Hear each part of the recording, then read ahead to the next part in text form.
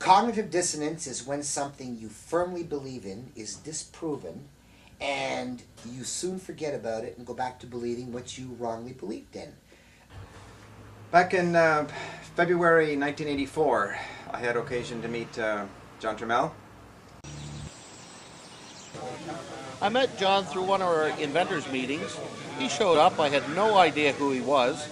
And finally he came in as a friend of one of our members and gave a little spiel. And we thought it was very, very entertaining and a very delightful person to talk to. He had unusual ideas, and he backed this up with a lot of theory and a lot of logic and stuff like this. And we started to get him to more and more meetings. And it was really good that we were learning from him.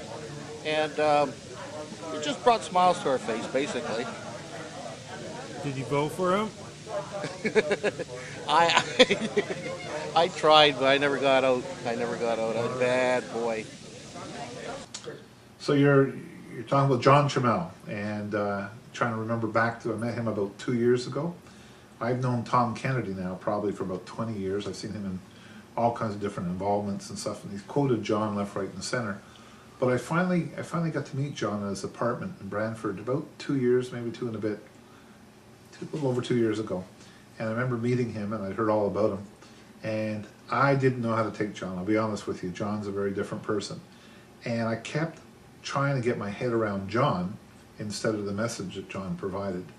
And there were a couple of times we went down to visit him over the months where I was getting to know him a little bit and share information and his interest in money and taxation and usury fees and all his stories about running the casinos. And I kept trying to, my intuition was there's something here I should learn from, but I just didn't know what that message was. I had been in a battle with Revenue Canada over my home-based business, and another lawyer friend, a mutual friend of John and I, was coming to Ottawa, and that's the first evening I had met John Turmel. But before that date, I had heard John on talk radio in Ottawa.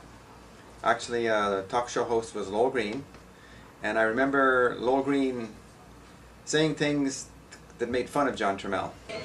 He's an individual who's done his best to conduct litigation in courts on behalf of sick people, but he is not legally trained, and some of his views are a bit eccentric, and for reasons that not worth discussing, he feels that I'm a traitor, and he's been following me for the last 3 years, making my work more difficult to do.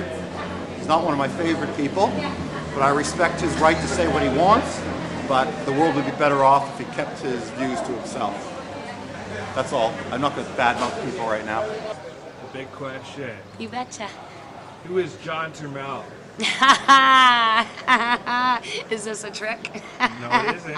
John Turmel is the abolitionist. Hey, thanks, Steffi. Bye, Pete Young. Take care, doll. I hope to see you at your thing. Bye, honey. That's the London Compassion Center. They're awesome. Anyway, John Turmel is the abolitionist engineer, he calls himself. Anyway, he is, I don't know if I'd call him an activist or a grandstander.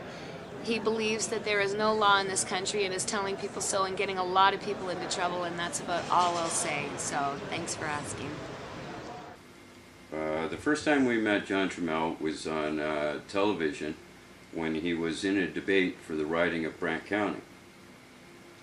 He was the only guy that didn't look at cue cards when he was answering questions. He spoke straight from the heart, right off the top of his head, like he had a true belief in what he was saying.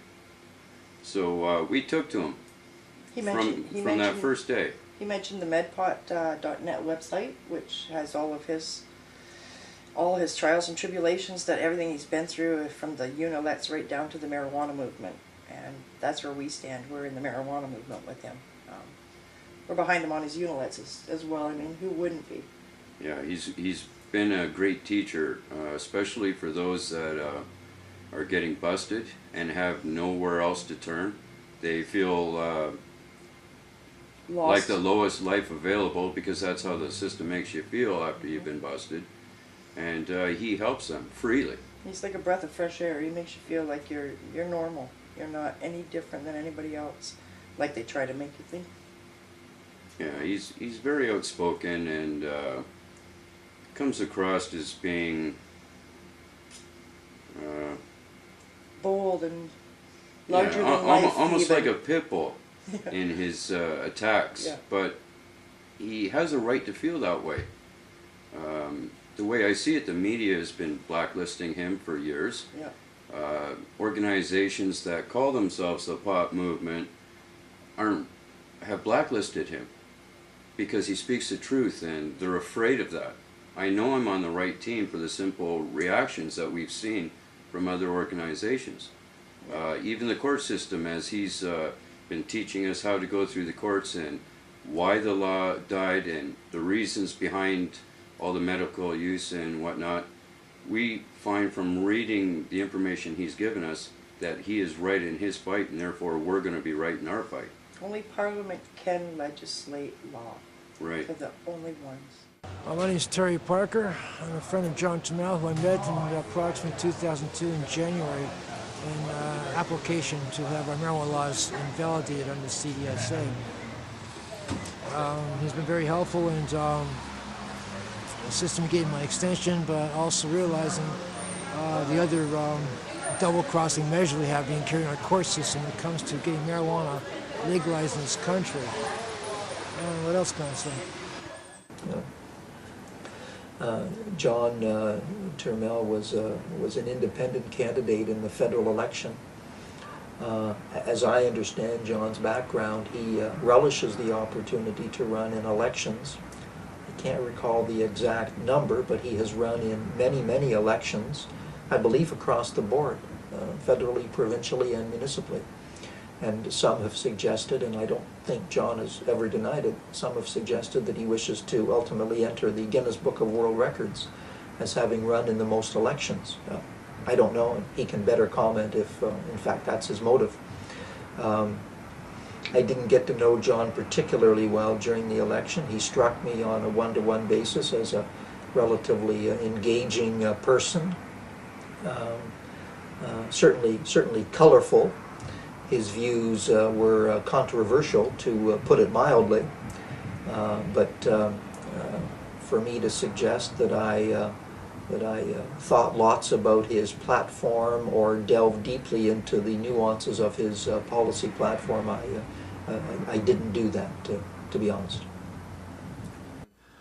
I was of the kind of searching mind at that time that if somebody in the mainstream media was making fun of somebody, I wondered why. What were they really saying?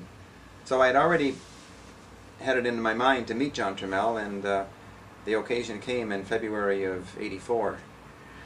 And very quickly I learned from John about the money system, our orthodox money system, and I learned how the function of interest, or I like to call it usury, they're the same definition in my mind, and how that was a design flaw in the money system, and how it creates poverty, scarcity, and lack, and one might even say it's the direct cause of wars and violence.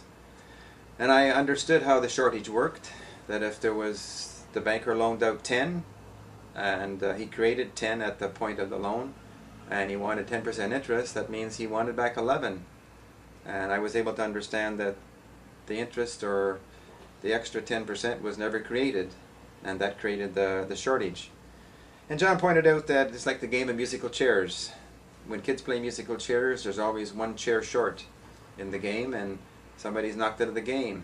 And if there was enough chairs in the game, the last child would help the other less fortunate child get a chair. And I understood in economics as much the same thing, that if there's enough chairs in the game, then we can help each other get the chair, and the shortage will be corrected.